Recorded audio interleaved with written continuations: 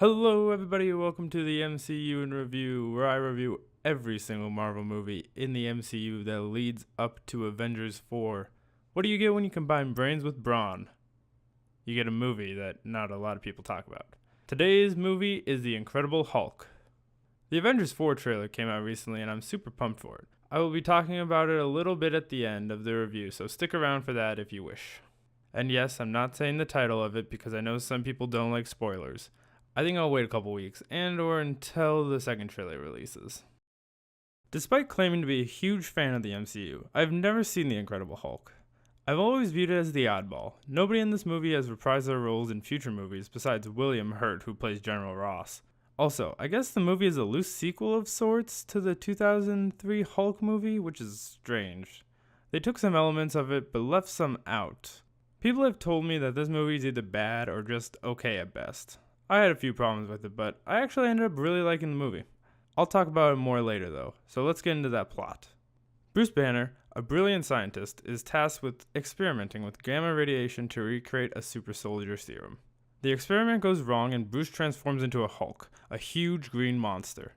The Hulk destroys the lab and injures Bruce's colleague and girlfriend, Betty Ross, and her father and the man in charge of the experiment, General Ross. This is all shown in a brief montage at the beginning of the movie. Bruce spends the next 5 years on the run and we see him in Brazil. He works at a bottle factory and after accidentally cutting himself, a drop of his blood falls into a bottle. The bottle makes its way to Stanley's home and he dies from gamma sickness. That joke was not as tasteful now considering the circumstances. General Ross hears about the death and tracks down Bruce. He sends a special forces team to capture Bruce.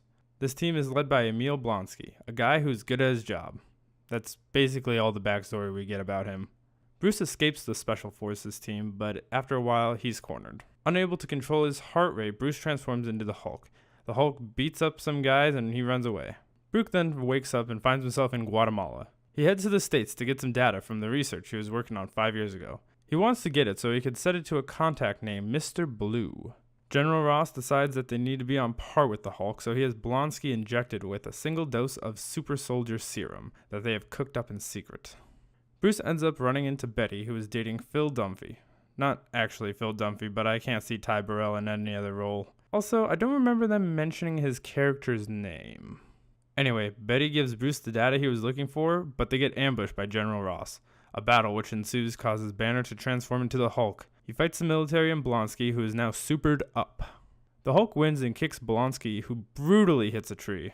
Hulk escapes with Betty, and we see now that Phil Dunphy had told General Ross where they were, so he could set up the ambush. Betty and Bruce go on the run and make their way to New York City, where Mr. Blue is located.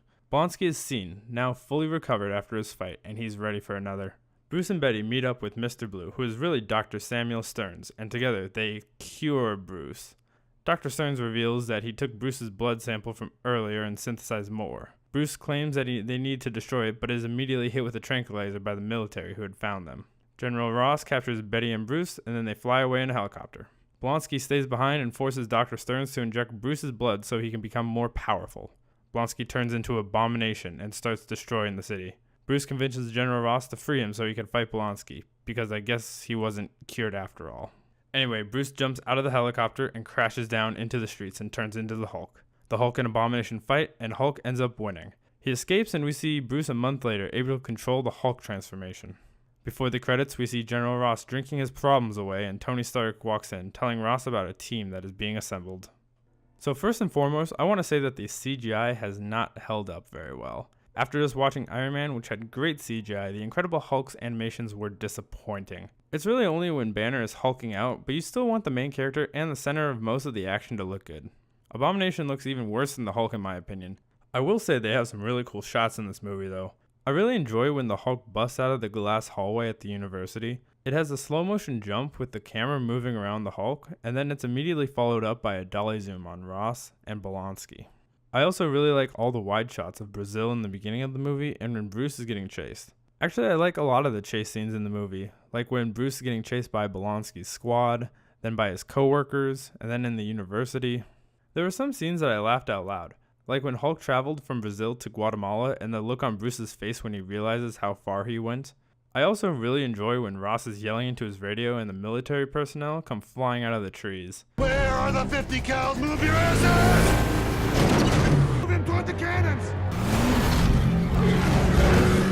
I just find it hilarious, in a it's so bad, it's good sort of way. I do like the fight in general though, and how Blonsky fights Hulk one-on-one. It's pretty badass. I will say I like Blonsky a lot as an antagonist. He's not someone who wants to rule the world or get rich, he just wants a good fight. I think that's super interesting and not something you see done a lot. Anyway, I think the final fight between Hulk and Abomination is okay. It's just another fight where the protagonist fights a slightly different version of themselves. It's nothing too special, and the Hulk seems outmatched, but he wins in the end anyways. He also starts choking Abomination, but stops when Betty tells him to stop, and when he does, he just snaps Abomination's neck anyways. It was just a little confusing, but whatever. Also during the entire fight, I couldn't stop thinking how Bruce is a second level wizard. He can cast Earth Tremor, Thunder Wave, Jump. I bet he would have wished that he had prepared Featherfall though. Also, if you picked up the mending cantrip, he wouldn't have to buy stretchy pants. I'm looking way too deep into this, aren't I?